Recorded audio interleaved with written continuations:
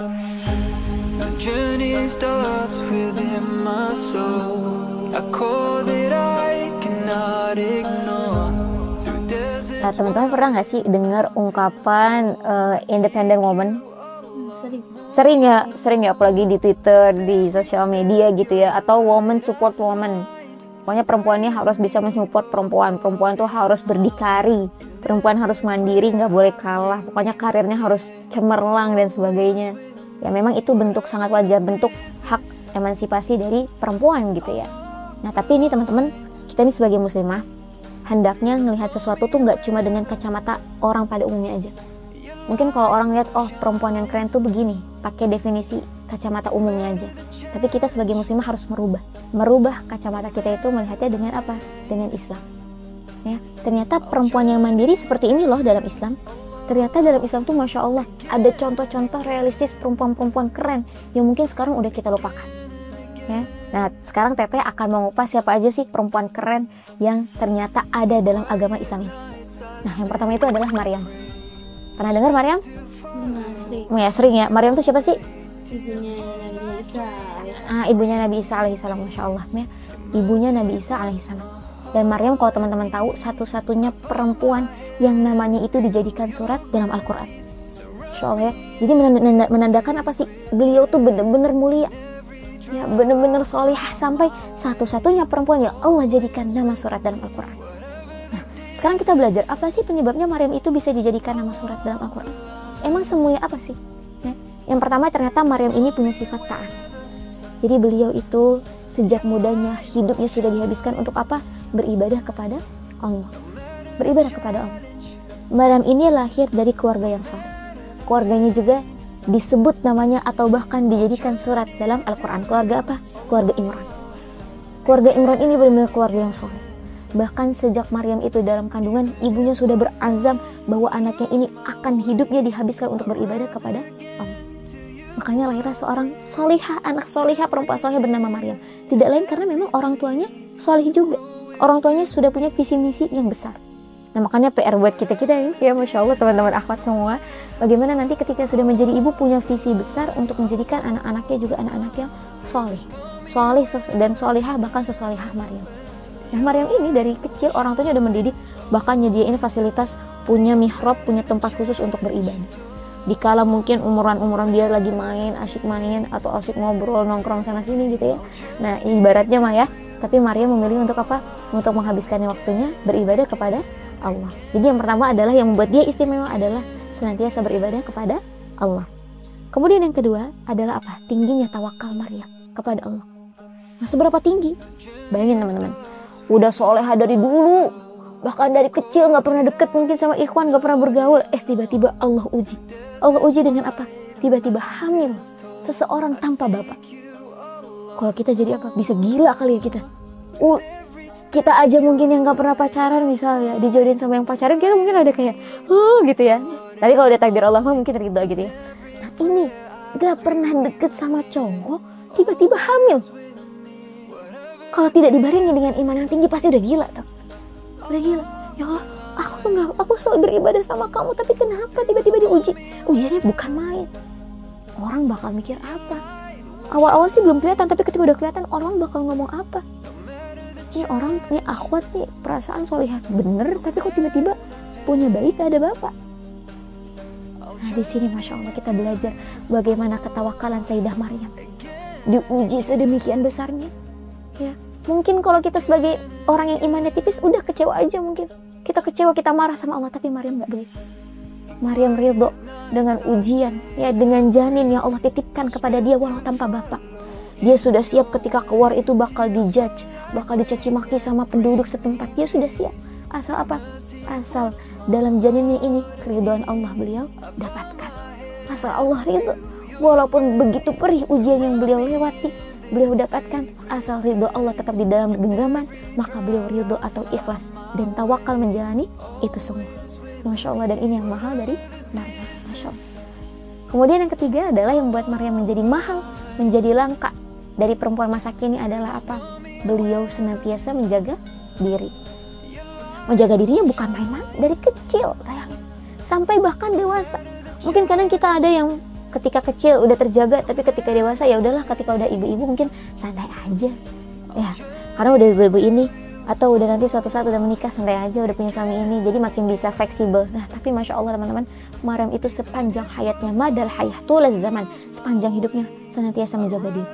Contohnya bagaimana? Bayangin ketika beliau sudah hamil ya, bayangin kalau teman-teman, wah hamil tuh ya Allah berat banget, udah mana hamil tanpa bapak, tapi beliau masih sempat menyempatkan untuk memikirkan harga diri beliau. Ketika Allah Subhanahu wa Ta'ala mengutus malaikat dengan jelmaan seorang laki-laki, Maria merasa apa? Merasa was-was. Mungkin kita sebagai manusia biasa boro-boro kali ya Allah, kayak apalagi manusia zaman sekarang ya.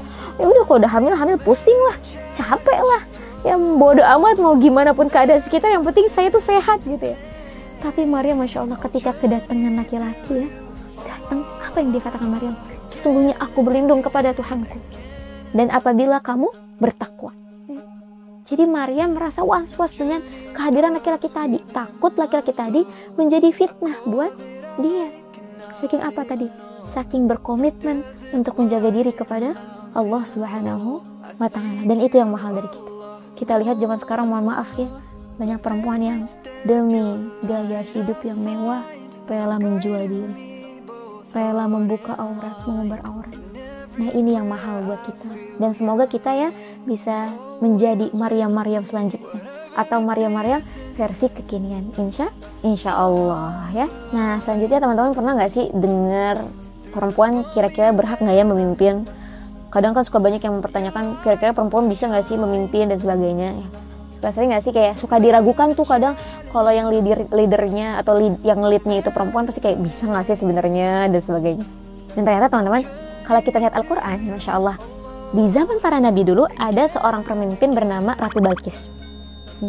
Ratu Balqis, dan kepemimpinan Ratu Balqis ini bukan ece-ece, bukan gampangan gitu. Ratu Balqis itu berhasil memimpin daerah yang luas, bahkan makmur. Jadi di bawah kepemimpinan ini daerahnya atau ya ibaratnya wilayahnya maju banget. Dan ini dijelaskan dalam surah An-Naml. Dalam surat An-Naml bagaimana di sini interaksi Ratu Balqis dengan Nabi Sulaiman. Yang bisa kita dapetin di sini, pelajaran terbaiknya adalah bahwa Ratu Balqis itu memang pemimpin perempuan. Tapi memang beliau itu apa? Bukan pemimpin yang mengedepankan perasaan. Kalau kita kan kadang sebagai perempuan gampang banget ya. Kayak ada orang yang komplain, baper, orang yang ngehakimin kerja kita kayak, kok kerjaan lu kayak gini? Kita langsung baper, ngambek. Tapi nggak begitu dengan Ratu Balqis.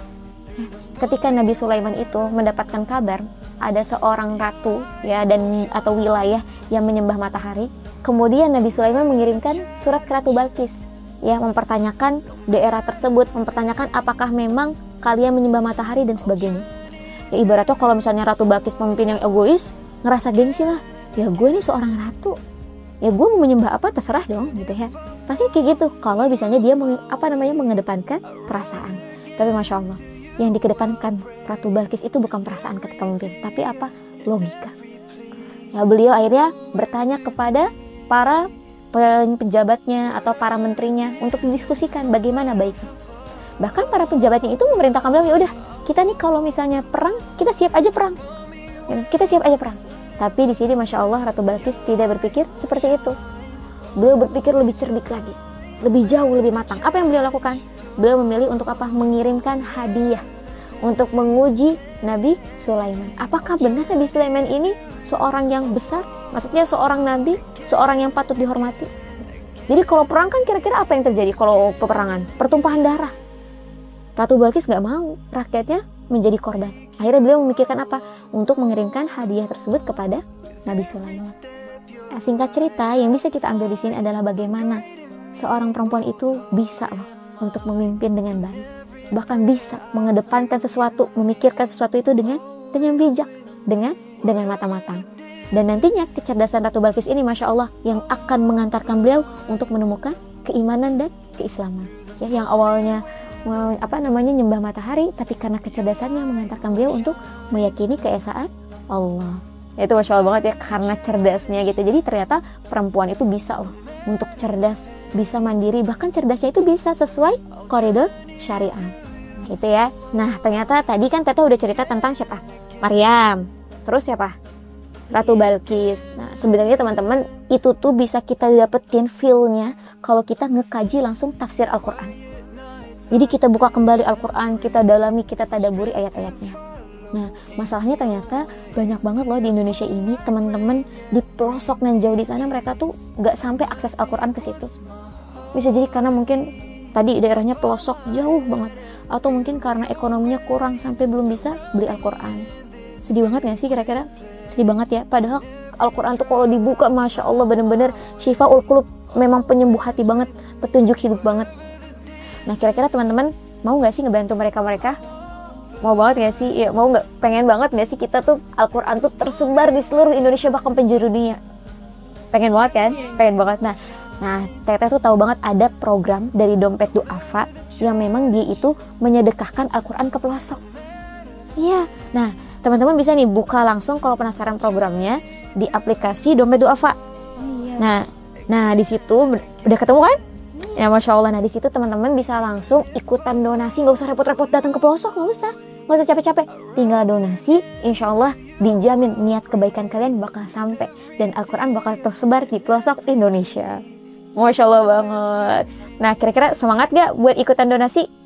Semangat. Abis ini langsung ya lihat aplikasinya dan langsung registrasi. Nah, alhamdulillah tadi nggak kerasa banget ya, kita udah kajian banyak ya tentang Al-Quran, tentang kewanitaan dan sebagainya. Teteh harap ya teman-teman abis ini makin semangat untuk menjadi perempuan yang high value dan amin ya rabbal alamin, tapi sesuai dengan koridor Islam dan syariat ya. Oke, sampai jumpa di lain kesempatan. Wassalamualaikum warahmatullahi wabarakatuh.